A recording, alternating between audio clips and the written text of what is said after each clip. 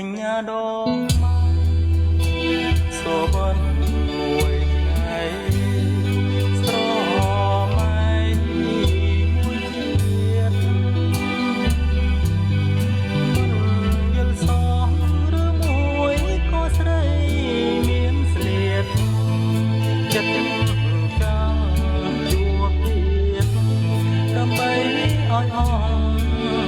ចិត្តដា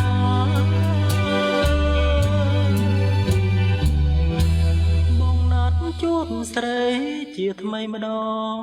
ទៀតតែងខ្លួនយ៉ាងស្អាតជួបស្រងកញ្ញា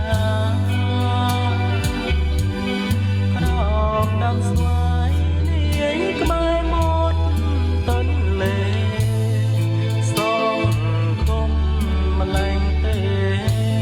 នឹកថាបានយល់ជា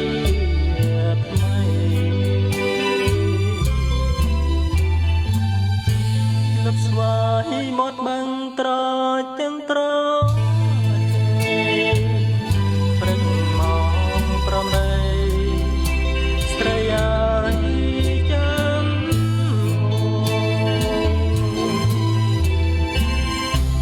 អង្គុយ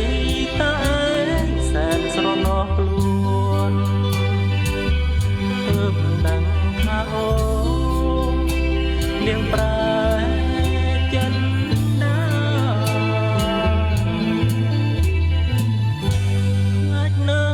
ក្រែងប៉ាំងចិត្តស្រីចង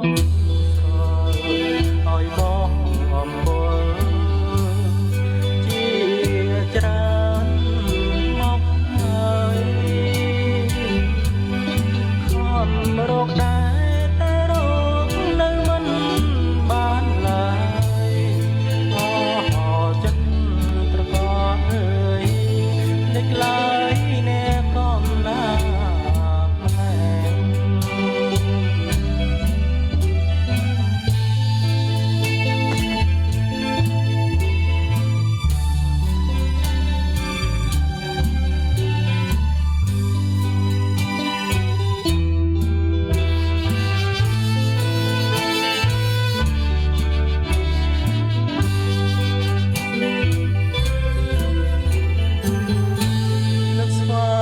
មកបឹងត្រជាងត្រព្រឹកមកប្រំរៃស្រីអើយចាំ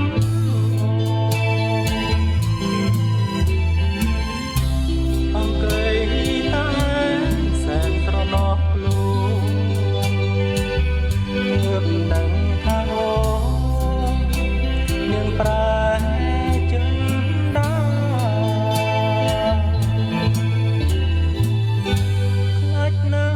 ក្រែងប៉ាំងចិត្តស្រីចង់